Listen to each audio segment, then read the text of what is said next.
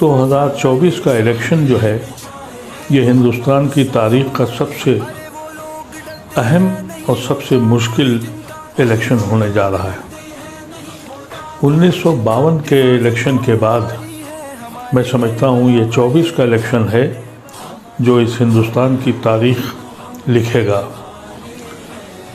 1947 میں جب یہ ملک بٹا اس وقت کچھ لوگ اس ملک کو چھوڑ کے چلے گئے اور کافی بڑی تعداد اس نے گاندھی کی آواز پر، مولانا آزاد اور نہرو اور اس وقت کے کافرین کی آواز پر اپنی کشتیاں جلا دیں، ایک جناح کو ٹکرا دیا اور یہ فیصلہ ہوا۔ جو کیفیت 1947 میں مسلمانوں کی تھی، آج 2024 میں ہم وہیں کھڑے ہیں۔ اس وقت کے کافرین نے ایک رائے دی کہ بھائی تم یہاں آ کے رہو، ہم سانجی وراثت میں رہیں گے۔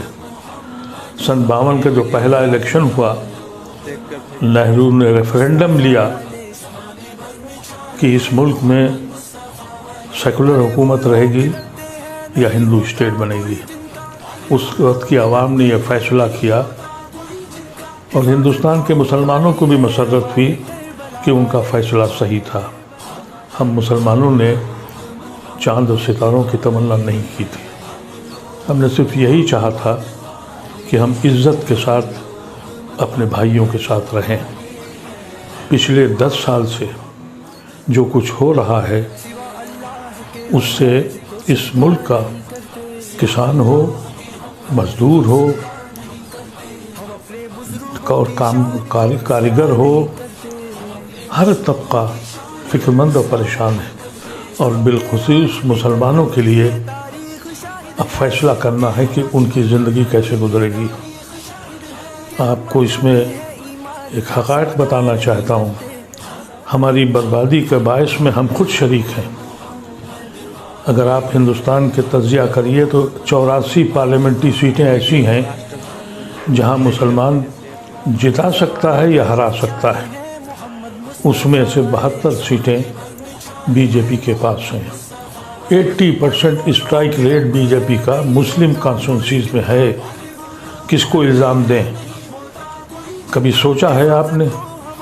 اس کے بعد دوسری اسٹرائک ریٹ بی جے پی کی ان اسٹیٹ سیٹوں پر ہے جو ریزرو سیٹیں ہیں۔ تو آج بھی ایک طبقہ ہے غیر مسلموں کا جو آپ کے ساتھ کھڑا ہے۔ یہ جو گٹھ بندھن ہوا اس کی وجہ سے ہمارے پاس صرف 2 آپشن رہ گئے۔ ایک آپشن یہ ہے کہ اگر ہمیں اس ملک کو بچانا ہے اور اس ملک سے ہمارا تعلق یہاں کے آئین اور سنویدھان سے ہے، ایک طبقہ کھڑا ہوا ہے کہ ہم سنویدھان بچائیں گے، اور دوسرا طبقہ یہ کہتا ہے کہ ہم سنویدھان بدلیں گے۔ اس میں ہمارا کیا رول ہے؟ اس کو سوچنے کی ضرورت ہے۔ آج کل طرح طریقے کی چیزیں آ رہی ہیں۔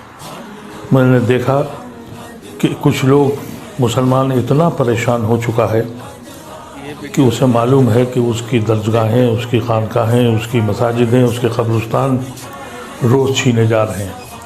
یہاں تک کہ کورٹ اب یہ بھی کہہ رہا ہے کہ آپ مدرسہ بند کر دیجئے، سیکولر ملک ہے، اور یہ ایسا سیکولر ملک ہے جہاں پارلیمنٹ کا افتتاح ہوتا ہے تو ہون کیا جاتا ہے، یہاں شیو مندر جتنے ہیں وہاں پڑھائی کی جاتی ہے۔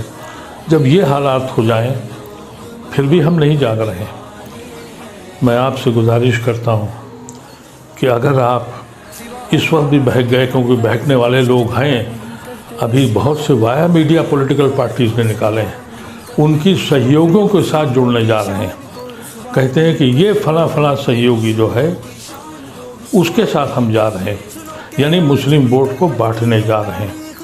یہ بات کب آپ کی سمجھ میں آئے گی کہ وہ علاقے جہاں آپ جتا سکتے ہیں اور ہرا سکتے ہیں، اور 4 جون کو اس ملک کا فیصلہ ہوگا اور آپ کے مستقبل کا فیصلہ ہوگا۔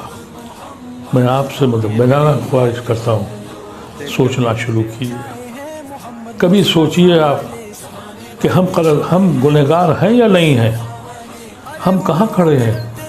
کبھی ہم ان کے بھائیوں کی حیثیت سے ہندوستان میں رہتے تھے، آج اسی در پہ گنہگاروں کی طرح بیٹھے ہیں۔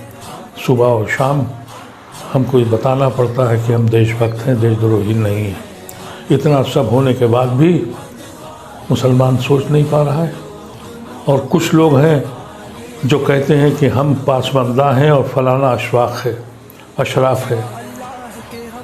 جا کے دیکھیے ان اشراف کی کوٹھیوں کو اور ان کی حویلیوں کو، جو جن کھنڈرات میں اب کبوتر کے بسیرے ہو رہے ہیں۔ یہ کبھی دیکھا آپ نے؟ حقیقت یہ ہے کہ پوری مسلم قوم پاسماندہ ہے۔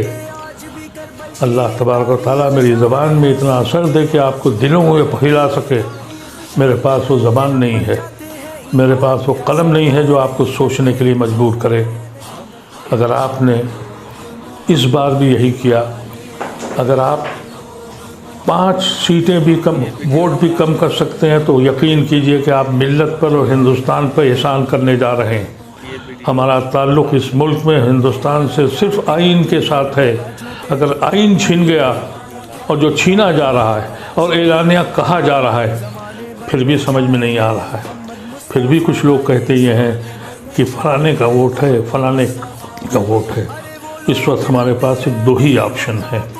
ایک آپشن یہ ہے کہ ہم ان لوگوں کے ساتھ جائیں جنہوں نے آئین کو بچانے کی کوشش کی ہے، اور ان لوگوں کی مخالفت کریں جنہوں نے ہمیں دھوکہ دیا ہے، اور جنہوں نے اپنے مقصد کے تحت جا کے NDA کے ساتھ گئے ہیں۔